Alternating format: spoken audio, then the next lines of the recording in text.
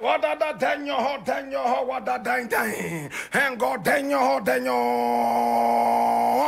ho what da dang dang. This is the Black Pot, aka Kukushonomo, where we speak truth to power. Hear me now. Here we don't criticize, but if we must criticize, we will do it on one condition: to build and not to destroy. That is what we say: service to God and country.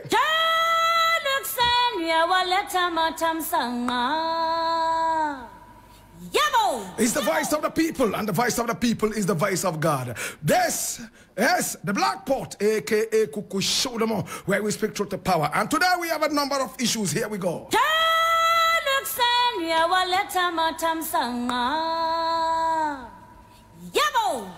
Now, the very first story I am looking at today is coming from Ghana Web. My brother, my sister from Ghana Web. And this one was published on the 13th of February. And that is today, 2024. It says NDC, NPP are selfish and greedy. Competent Alan is Ghana's best bet for 2024. And who is saying this? Buaben Asamoah. Buaben Asamoah. Buaben Asamoah. Now, who is he? Now, let us read. Okay, from the newsreel. Campaign team manager of the Movement for Change, lawyer Buaben Asamoah, has described Alan Kyerematen as incorruptible, committed, dedicated, and the only person qualified enough to be Ghana's next president. He argued that of all the candidates who have expressed interest in contesting the presidential election, Alan Cash remains the only candidate without any scandal, corruption, or corruption-related stains. He declared that his principal had demonstrated the capacity and competence to manage the country's affairs better. In his view, the ruling NPP and the main opposition, the New Patriotic Party and the National Democratic Congress, NDC, are not competent and nationalistic enough to manage Ghana. Meanwhile, he has disputed claims that the NPP was in talks with Alan to return to the party.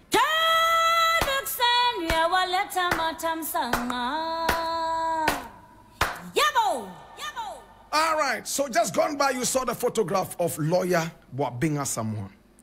These are the hypocrites we have in Ghana politics. These are the dirty hypocrites we have in Ghana politics. My brother, when we are talking about the nation, we are not joking. Any word that I utter on radio when it comes to this segment, I think about my children. I think about your children. I think about the generation that has failed. And I think about failure, which is on rebound. For how long would we sit down and fail before we become sensible? The difference between the human being and the animal is that the human being is endowed with thinking and discernment more than the animal. But in our country, trust me, some animals think better than human beings. My brother, why do I say that? Now you go into some areas in Ghana. They have dirty gutters all around them. They have no clinic, nothing. They still vote for the same government who has put them in that dire predicament. To make it worse, they do not even have the common sense of doing communal labor to clean their gutters. Each and every day they are falling sick. Malaria is killing them one after the other. Instead of killing the mosquito, they prefer going to buy chloroquine, Nivaquine, Camoquine, and take injections. They want to treat symptoms rather than the root cause of the problem. I'm speaking tongue in cheek and in parables. It hurts me, my brother. Honestly, sometimes I ask myself, who created us? Is it God or when God rested on the 7th day, Satan took over and created some of us. It hurts me, my brother. Look at Buaben Asamoah. A few weeks back, he was touting the prowess of a failed Nana Akufo-Addo and Bawumia. Look at Buaben Asamoah. A few days back, he was touting the prowess, the non-existent prowess of Nana Akufo-Addo. After you were sacked, all of a sudden, common sense is talking. People like this, I don't have any iota of respect for them because they are doing politics and they are not patriotic. They are not looking at the betterment of the nation. I don't know Buaben Asamoah. I have never met him. I'm not interested in meeting him. Because anybody who is anti-patriotism is not fit to talk when it comes to national development. My brother, I am hurt. I have heard this man over and over talk about how Nana Akufo-Addo was incorruptible. Today he's using the same words. A few weeks after he called Nana Akufo-Addo incorruptible, now all of a sudden Akufo-Addo is not patriotic enough to rule the country. Hey, NDC is not patriotic enough to rule the country. Oh yes, granted.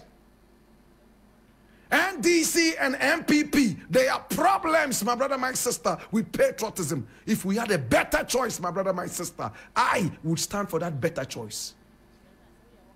But my brother, people like Buaben Asamoah, they should have Judas as their middle name. This is Buaben Judas Asamoah.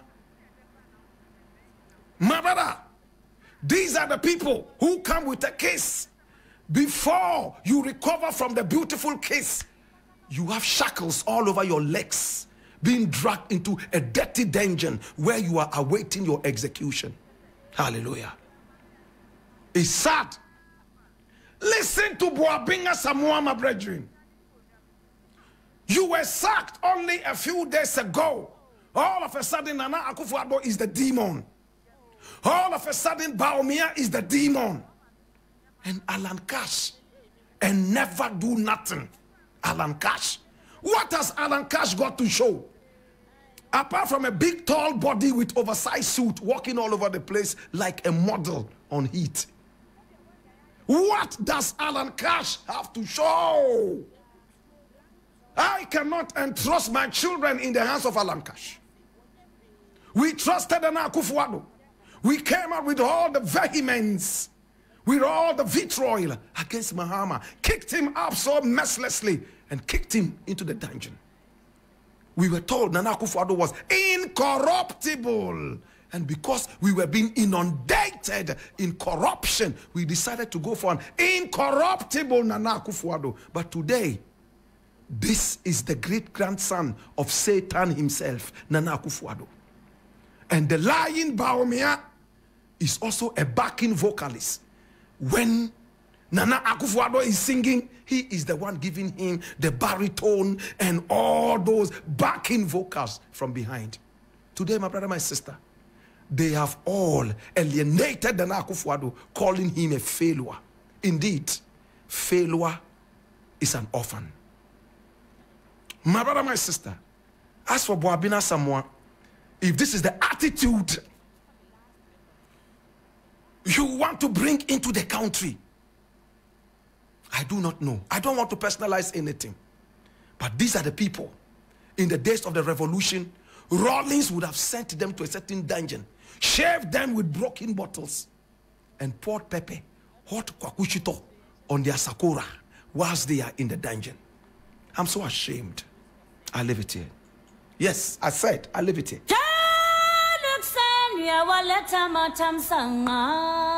Quickly, my lord, come here. Now, the next thing I want to look at is coming from Graphic Online. And it says, Chinese inmate at Nsawam prison escapes whilst receiving medical care at Korle Bu Hospital. And I read, a prison inmate said to be a Chinese national has escaped whilst receiving medical care at the Korle Bu Teaching Hospital in Accra. Now, the inmate, Wang Xiang, was at the Asamoah prison and was receiving a 1-year jail term for stealing. Chrono. He is said to have reported sick and needed dental care outside the prison walls. He was escorted to the Kolebu Teaching Hospital in Accra. But while receiving medical care, he reportedly escaped from the hands of the prison officers who had escorted him to the hospital. The incident happened on Wednesday, February 7, 2024. The Ghana Prison Service has confirmed the incident. DSP Irene Pokuwa-Uredu, head of media relations at the Ghana Prison Service, confirmed the incident to Graphic Online and said the service has since issued a wanted person notice for public assistance to rearrest the inmate.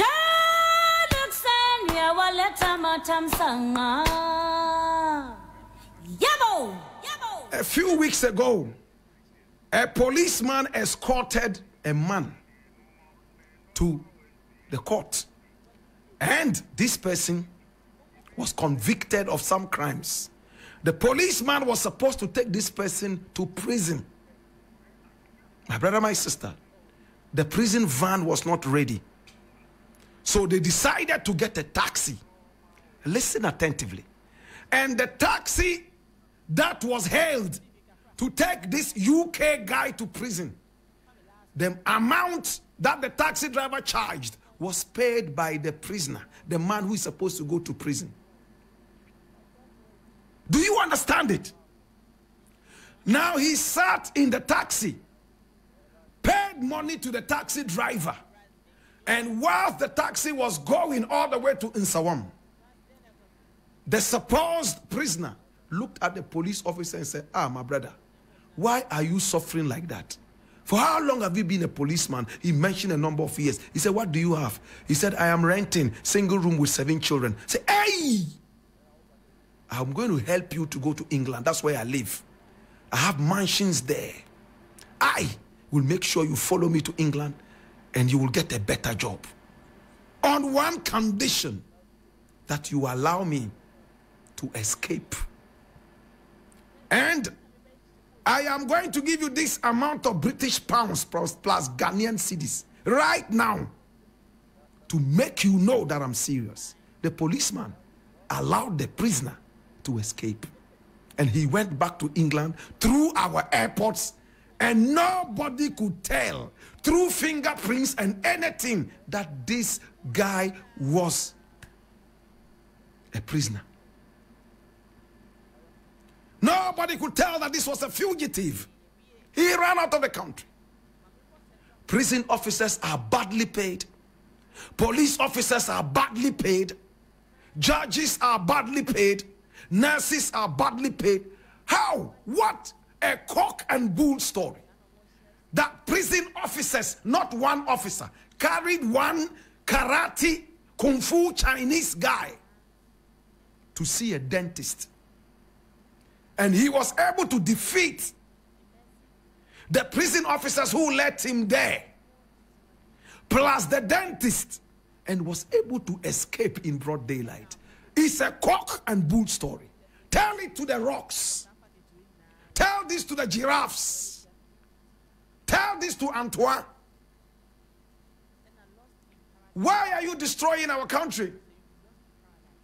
Prison officers whose salary, my brother, my sister, 1,200 Ghana cedis a month. If a man gives him $200, it's almost twice his salary. And $200 to him can only buy ice cream and some potato chips in America. Why are we making a mockery of our heritage? Why are we making a mockery of our jurisdiction and our democracy? It's a cock and bull story. My brother, I am not going to say that they cooked it to let this guy run away, but it is possible. May God expose all the dirty people who are hiding under the law and making people bite hard at the democracy of this nation. Hallelujah.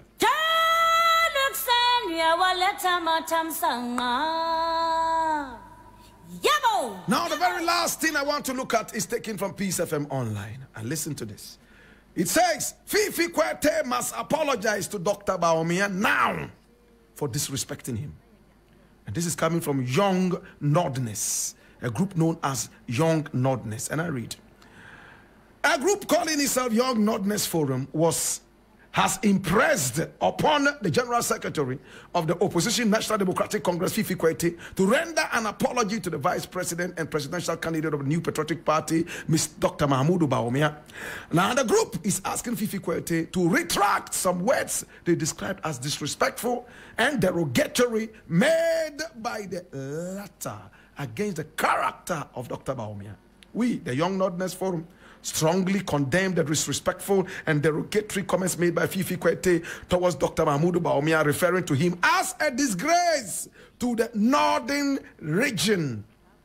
We find such remarks highly offensive, inappropriate, and completely uncalled for to be brazenly uttered to Nordness against a Northerner on a northern soil. Hallelujah.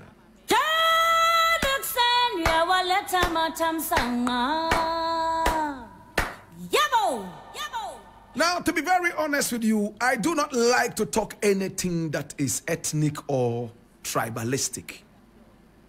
I hardly ask people, where do you come from? What is your ethnicity? All because we live in a polarized country where tribalism has become the forefront. In fact, the front burner, my brother, my sister, of everything we do here. Your ethnicity or your tribe, I hate that word, my brother, my sister, decides who gives you a job, who gives the daughter to you to marry, and who even gives you a drink when you are thirsty. That is the sad, prehistoric reality that we find ourselves in. It's sad. I'm not interested in who is coming from the Volta and who is coming from the north and who is coming from where. It doesn't matter what language you speak. We all can learn languages. It doesn't matter what your accent is like. I see a human being, and most importantly, a Ghanaian, an African. Honestly, to say that Dr. Mahamudu Bawumia is a disgrace to the northern region, I feel that it might not be intentional, but it has tribalistic undertones. For instance, if I mention a prominent person and I said he was a disgrace to the Volta region, I'm sure that some people in the Volta region would find that offensive. One man is not enough, my brother, my sister, to bring disgrace to a whole lot of people in these times. That is what we want to mean. Fifii Kwetey could have said it better. Dr. Mahamudu Bawumia is a disgrace to himself and all the people who support him. In fact, Dr. Mahamudu Bawumia, disgraceful as he is, sometimes I am tempted to even think, if he is from this area where people are so respected and where people are held in high esteem, I am sure that this would have sounded more interesting, my brother, my sister, than what he said. Sometimes the choice of words might be a problem, but it still stands clean and solid that Dr. Mahamudu Bawumia is a disgrace. A man who has been on a liathon before the Pope was born. He will continue until he joins Satan in hell, never ready to change. My brother, my sister, it's sad. And when Mahamudu Bawumia hears me use such terrible words on him, he understands. I was in his house when Mahama was in power. I walked to Bawumia's house, sat with him and his very pretty wife. And I was talking to him about how frustrated I was with the Mahama government. And what the best way was to kick the dirty government out of power. Then, so he knows that I am all about Ghana and all about Africa. That is why he's never able to utter a word about me. He knows it's genuine from my heart. Why should I go and be attacking Mahama when I'm not paying my taxes to Mahama? Why should I go and be wasting my time on people who are not in power? Little did I know that what Mahama did was far better than what Mahmoud Bawumia promised us, he and Nana Akufo-Addo, that they would do. I leave it here. To God be the glory. Ghana shall prosper. The modeling newscaster is in the house. The cat